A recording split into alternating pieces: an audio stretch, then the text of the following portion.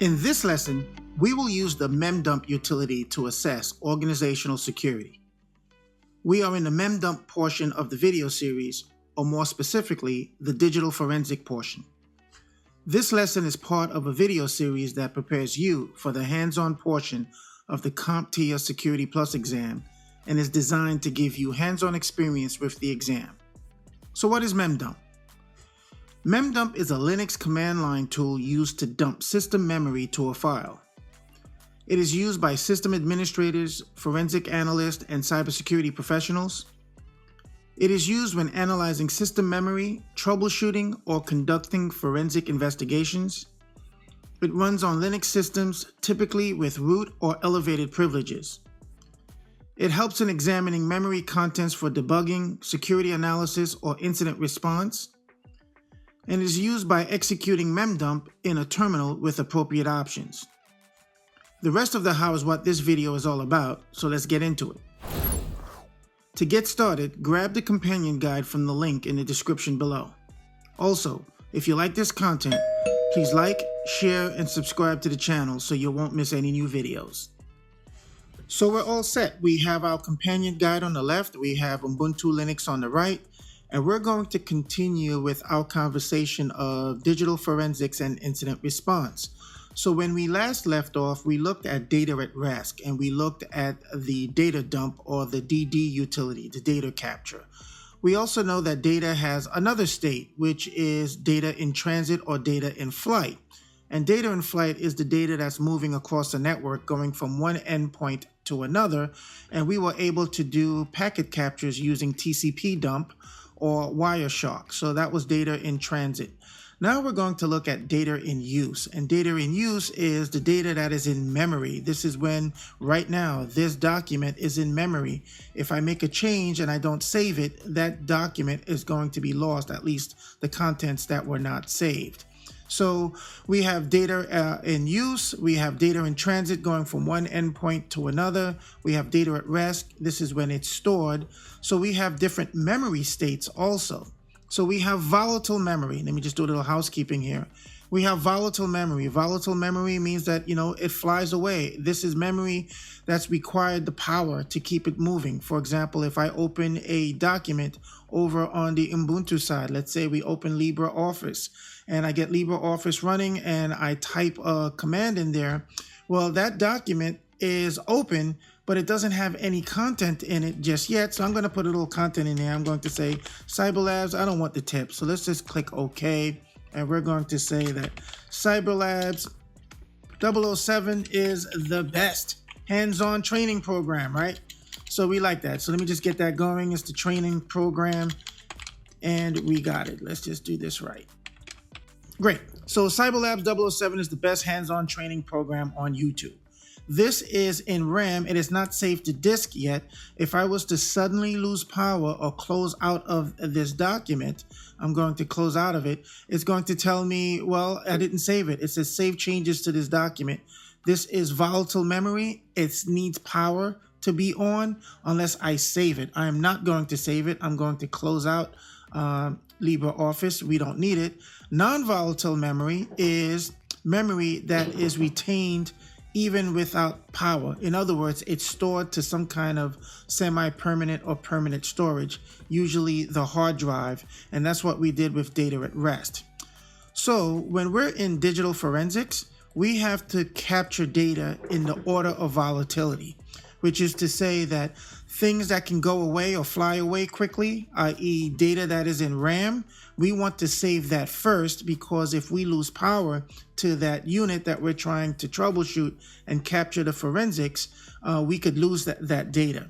So the order of volatility, there's CPU cache and register content. We have routing tables, op cache, process tables. This is what we're going to do today. We're looking at the memory, the RAM. How do we capture the RAM, that content, and copy it to disk? And then we also did the data on hard disk. So that's the order of volatility. Then we move on to temporary file system, or the swap space. We'll be able to see that also using a command. We have the data on hard disk, as I mentioned. This is data at rest. We have remotely logged on data. that's something that we may need to capture in an incident response. And then we also have data contained on archival media, which is disk drives or optical drives and backups. Those are the least volatile. So we're going from the most volatile, i.e. it needs power, to data that is the least volatile, that's semi-permanent, and those are like backups to tapes. Okay, so that's the order of volatility. Let's go ahead and do some housekeeping, and we're going to take a look at our RAM on our machine. So I'm just going to put our companion guide up a little higher here. We're going to open a terminal right here at the desktop. I'm going to open terminal using the desktop option. I'll maximize it. I'll do Control ++ just to get this a little bit bigger so we have a little bit more real estate. And I'm at the desktop folder because that's where I open the terminal. And we're going to just look at free memory space without the H at first. So right now we're just looking at the memory, but I want to put that in human readable format. So I'm going to use the H command, and it shows that I have about 2 gigs. If you see that here, 1.9 gigs of memory. 785 of it is used. This is what's free. This is shared with other processes. This is in the buffer or the cache, meaning that if something was to disk, instead of reading from disk, which is a lot slower, RAM is faster, we can cache some of that information, and it gives me about 979 megabytes available total. The swap space is space that if we run out of memory, RAM memory, we can write to the hard drive, and we have 1.6 of swap space. So this is just a quick way you can use the free or the H command, free-H, to see your total memory. We can do a couple of other things too. We can look at the mem info. So I can cat, proc, and mem info, and I can get a lot of the memory info here in a more detailed breakdown. But I'm going to clear the screen and do this with a slightly different sorting option. We're going to pipe that to the sort command. We'll also take the second column, which is the K2, and we're going to sort that in numerical and in reverse order. So that way we can see this is column number 2 that was sorted. We also want to get the different tags or the columns of memory. We see the total memory. We knew that using the free command. And we have the swap space. We saw that as well. And it gives us other categories of memory that we can get some more details on. Okay, so now let's look and see what processes are actually using the memory. So I'm going to clear the screen, and I'm going to use the top command. And the top command is going to give me, well, the top applications and what are they doing.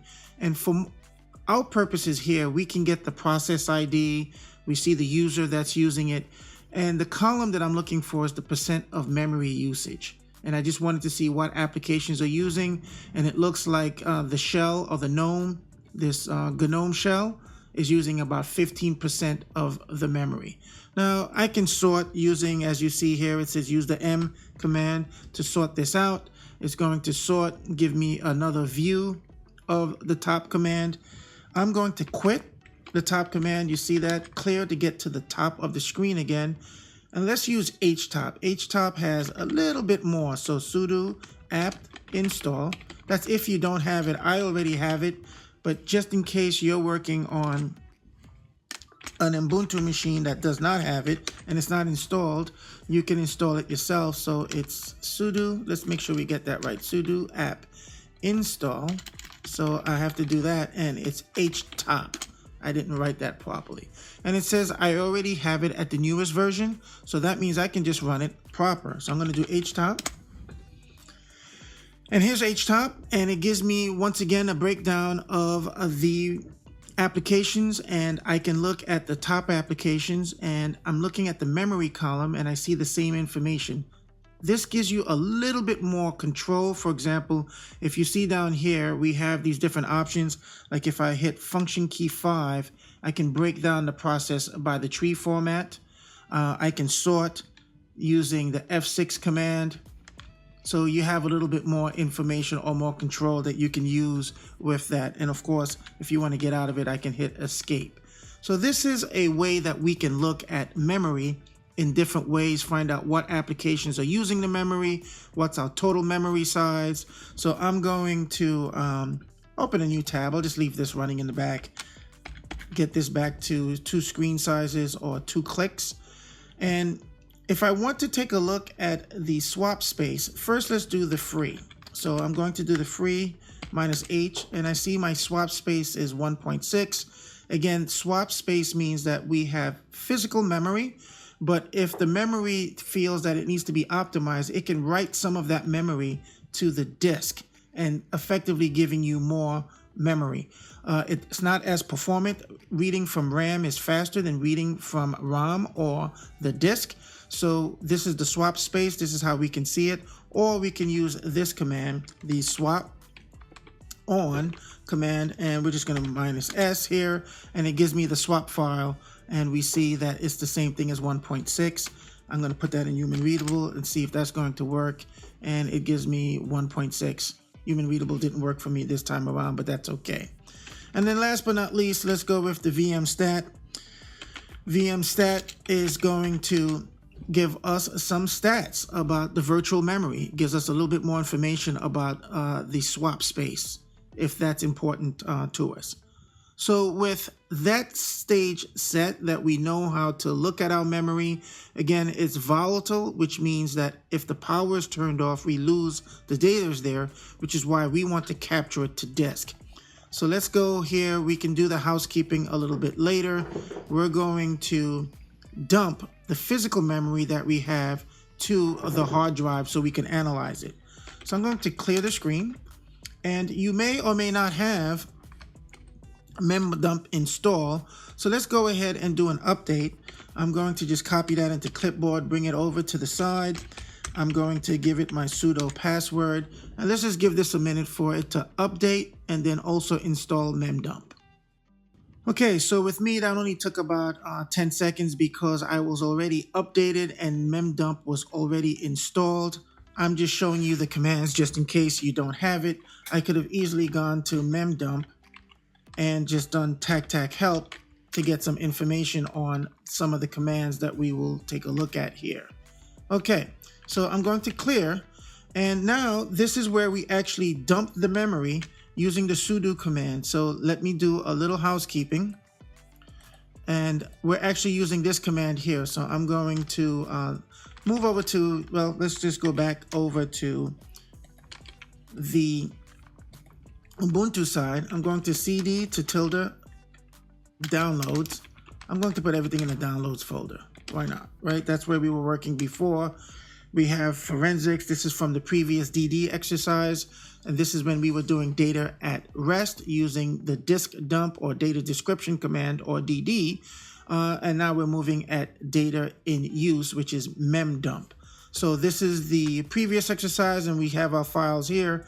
I'm going to sudo Memdump, and I'm going to redirect it to a file called Ubuntu. And we're going to say underscore memory. That's going to be the name of the file. And I would be doing this relatively quickly if I was working on a file and it's going to be raw. So we're doing sudo memdump, pipe it to Ubuntu. When I say pipe, I really should say to this file, redirect it to this file called Ubuntu raw. So this is capturing the memory. I'm going to give it a moment. Let's say about 5 more seconds. So we say 5, 4, 3, 2, 1. I control C to stop the process. And let's see if we have our file. And we do have the file. Let's do it in the long format so we can get a little bit of information. And we have about a meg of memory, which is fine. That's enough. That's what was in memory, and that's all we have. If I wanted to, I can actually go ahead and run only, let's say, the first, depending on how big our memory is. We can specify and only capture the first megabyte of memory if we wanted to. So I can go ahead and do that and run that command. Obviously, it's going to overwrite this file, which it did, and that's fine. And then also we can do this in a verbose manner. So right now it's pretty silent when I run the file. And if I want to, I can go ahead and run this in a verbose manner, which is it's going to give us a little bit more information about the dump size, the page size, the buffer size, still redirecting to this file is just now giving us a little bit more on-screen information. I Control C. I take a quick look with the ls command, see what we have, and we still have our file. Okay, so this is how we actually dump all physical memory to a file. We use the Memdump, and now it is a file, and now it is written to disk. And assuming we have reliable access to this disk, now we can analyze this memory. So let's go ahead and do that. So do a little housekeeping, and now I'm going to use the hex dump tool. So hex dump, and I'm just going to copy it so that way I don't have to type it too much. I'm going to run the -C so we can get the columns, and hex dump is going to give us the columns and the breakdown of the memory. Now this is going to give us a little bit of information here. So we have the binary, we have the hex value, and we have ASCII. So ASCII is the plain text. So this is the information that's in memory, and it's giving us the different types of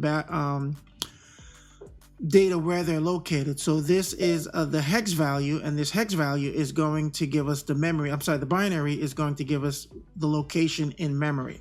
So let's just Control C here so we can get this back on top.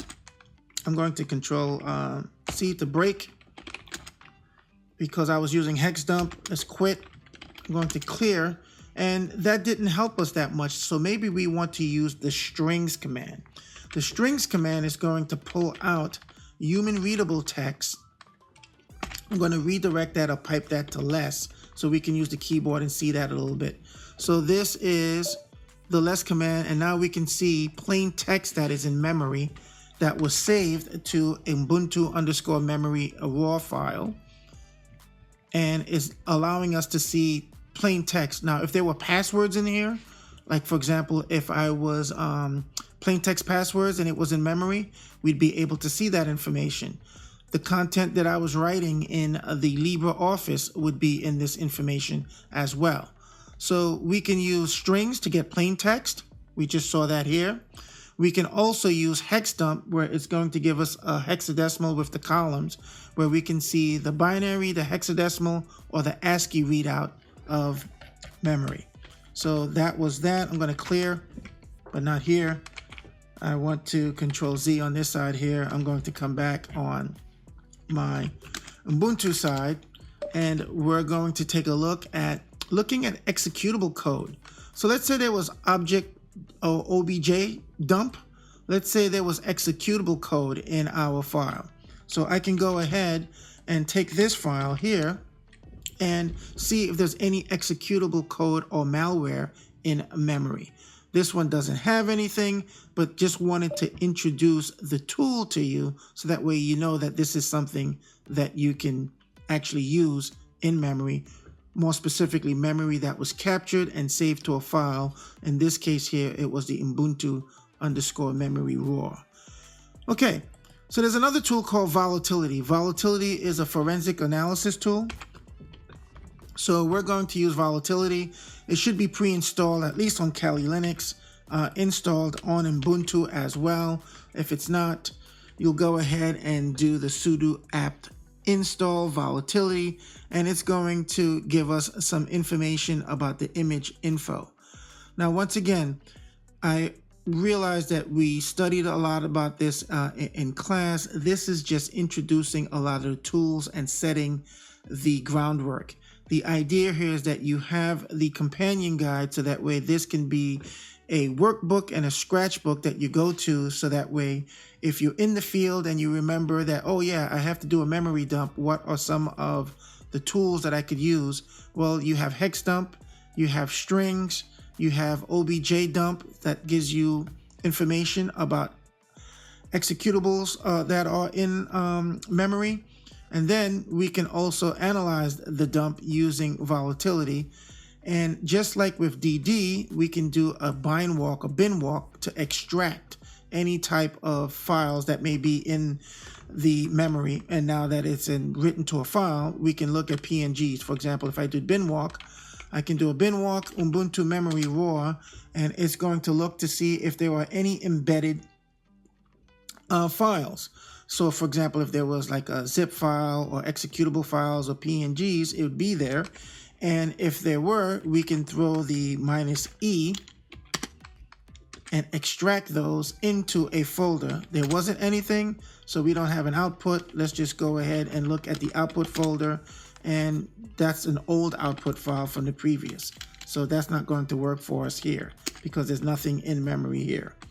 So which one should we use? When we're looking at just raw data, we're going to look at hex dump and strings. This was what we did here, so I'm going to clear. So this was the hex dump file when we were looking at Ubuntu. This is just regular hex dump. It's just going to give us the hexadecimal value of the files. If we clear this out, I use hex dump with the -C. It's going to break them out by columns, uppercase C. And now I have the memory locations starting all the way up. If I scroll up here, let's do that. It'll start from the first part of memory. This is the binary column. This is the hexadecimal, and this is the ASCII column. So we can use that, or we can use the strings command. So if I clear here, I can use the strings command. The strings command is going to give us the plain text, and it extracts it. We can also redirect that to a file if we need to look at it a little bit later. If we're looking at executables, we can use object dump or OBJ dump. There's radar 2. Digital forensics, we can look at volatility, and if we're looking for hidden files or data, we can look at binwalk. So this was fairly quick. Realize that this is a teaser topic to set up some options. This is part of the Kali Linux toolset. So if you want to know a little bit more about Memdump, you can go directly to kali.org. The link is here. It's Memdump. It gives you some of the information that you saw here. This was the help command. I'm going to clear the screen here. So you can see memdump, help. Same command that you see here, the buffer kmpsv. So this gives you a little bit of information. You can go ahead and actually visit the main website directly from the Memdump homepage. This is pulling it from Kali Linux. As you know, that's our offensive security platform. And then also, admittedly, there wasn't a lot of interesting data in the memory dump that we created here because this is not really a very complex lab environment. If you want to go and get different type of memory dumps, you can go to the NIST website. More specifically, let's go to the NIST. Has some downloads available to us that I looked at here. So it's the Computer Forensics Reference Dataset Portal. And this is going to give you an opportunity to download different types of images, whether they're DD images or whether they're hacking case images, that you can get more information and more opportunities to use these utilities in a more real-world environment and get more data out of them. For example, this one has a defaced web server. It's an Ubuntu simulation. This is a compromised Windows server. You can get that from the Computer Forensics Reference Dataset Portal, which is linked here. And then, of course, if you need more help, you can always do what we just did here with the memdump-tech help, or we can do memdump. The manual page can help as well. So if I do manual page memdump, that's going to bring up the manual page, and it's going to give me a lot more details. Now, once again, this was a teaser topic, Memdump, because we are in the digital forensics. We looked at DD dump. We know what TCP dump does for data in flight. DD was data at rest. Memdump is data in use. Now we're going to, next class is install a Windows client, so that way we can start looking at FTK Imager and WinHex and other tools in our forensic journey. So I hope you like this one. This was quick and dirty. I enjoyed putting it together for you. I hope you enjoyed getting an introductory lesson into memory dump, and I look forward to seeing you at the next lesson.